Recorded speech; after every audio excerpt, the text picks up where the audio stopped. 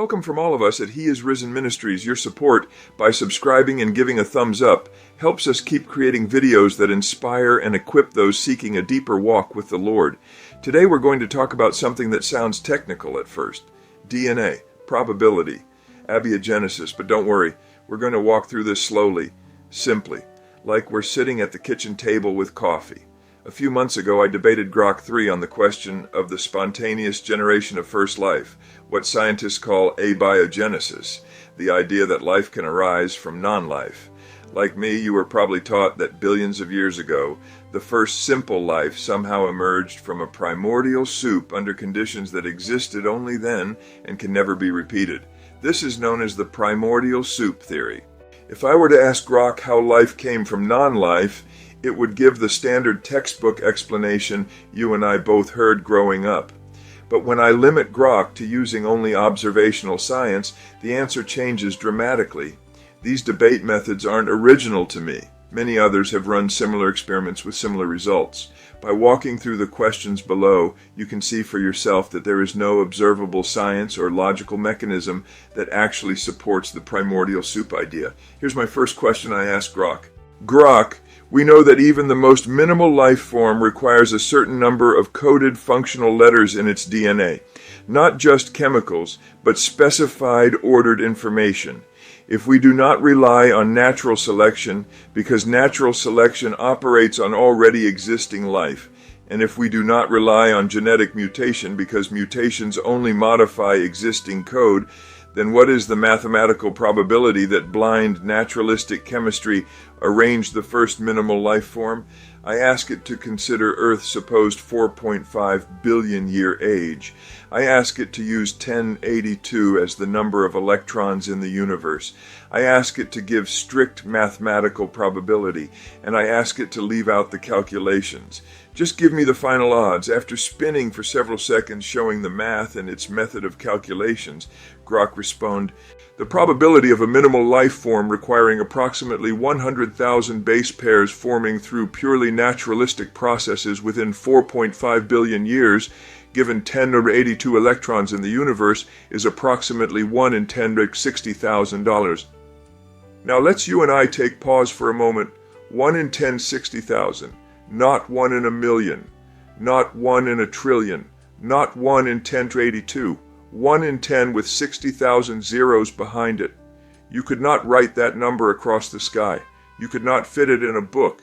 You would run out of paper long before you ran out of zeros. So, because the number was so great, I wanted to see if there would be an example that would help me visualize the immense size of this number.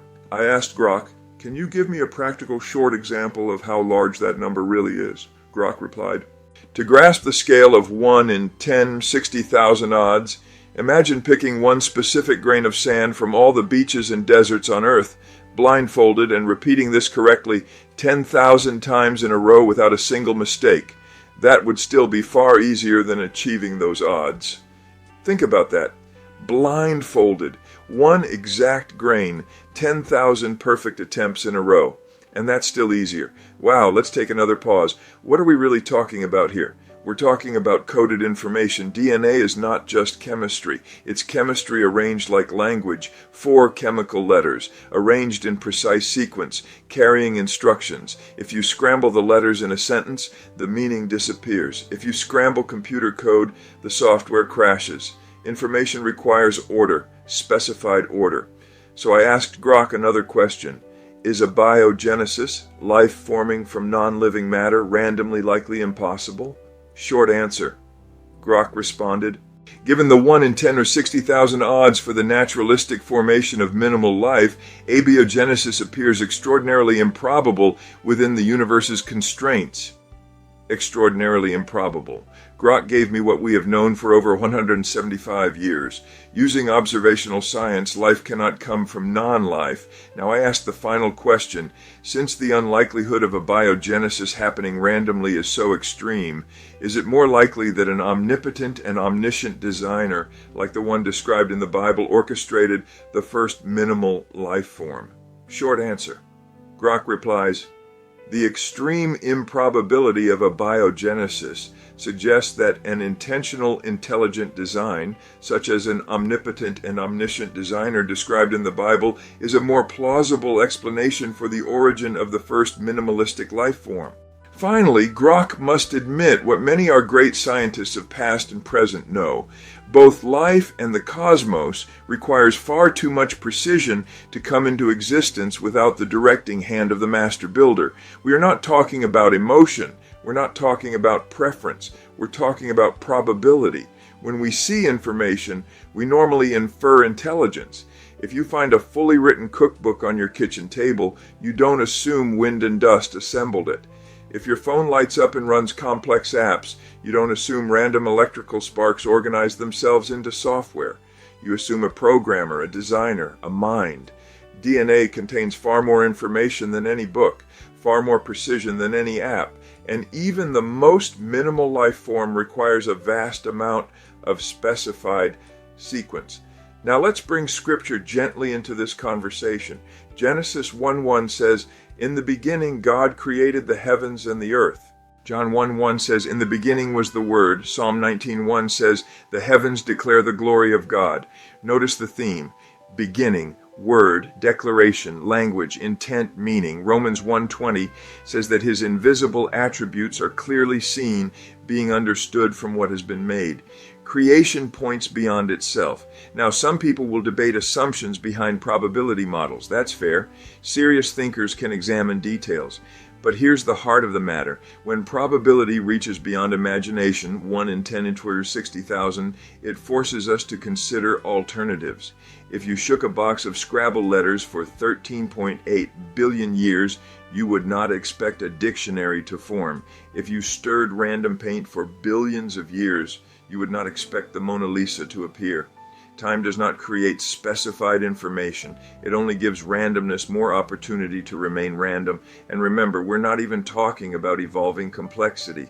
We're talking about the first living cell, before natural selection, before mutation, before reproduction, the starting point. Now here's why this matters beyond science. If life is purely accidental, then purpose is accidental. If you are the product of blind chemistry, then meaning is self-invented. But if life required intention, then you are part of intention. Ephesians 2:10 says we are his workmanship.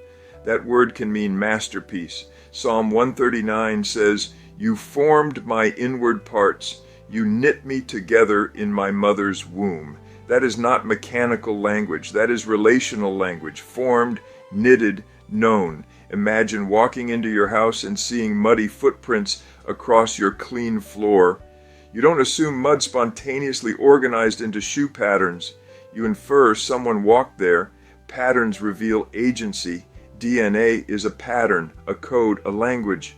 And when Grok, an AI analyzing probability, concludes that intelligent design is more plausible than blind chance, that should at least make us pause, not panic, pause.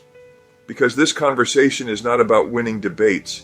It's about grounding identity. You may not think about electrons in the universe. You may not care about exponents, but you care about this. Was I wanted? Was I intended? Does my life have purpose? If the origin of life required a designer, then you are not cosmic debris. You are not chemical luck. You are part of deliberate creation. Acts 17:28 says, "In him we live and move and have our being." That is steadying. That is comforting. Jeremiah 29:11 says, "For I know the plans I have for you." Plans imply intention, not accident, not randomness, plans. Now I want to speak gently. Believing in design does not mean rejecting scientific exploration. It means recognizing that information points to mind. And when the odds stretch beyond comprehension, it is reasonable to consider intelligence as an explanation. The Bible presents that intelligence as personal, as loving, as purposeful. The same God who spoke light into existence says you are known. The same God who formed galaxies says you are seen, and that changes how you wake up tomorrow. You are not an accident of chemistry. You are a creation of intention. So here's the encouragement. When you hear numbers like 1 in 10 or 60,000, Don't just hear impossibility, hear significance. Life is rare, life is precious, life is not trivial, and neither are you. Reflect on Genesis 1:1, reflect on Psalm 19:1, reflect on Romans 1:20. Let those verses settle into your thinking. Let them steady your heart. Questions are not enemies of faith. They often lead us deeper, but don't ignore what probability is quietly suggesting. Sometimes math whispers meaning. Thank you for walking through this conversation with me. Got a question you'd like us to explore in a future video? Drop it in the comments below. We'd love to hear from you. For now, rest in the knowledge that the one who loved you first has already prepared a place for you in his eternal family, and may his voice ring clearly and powerfully this very day.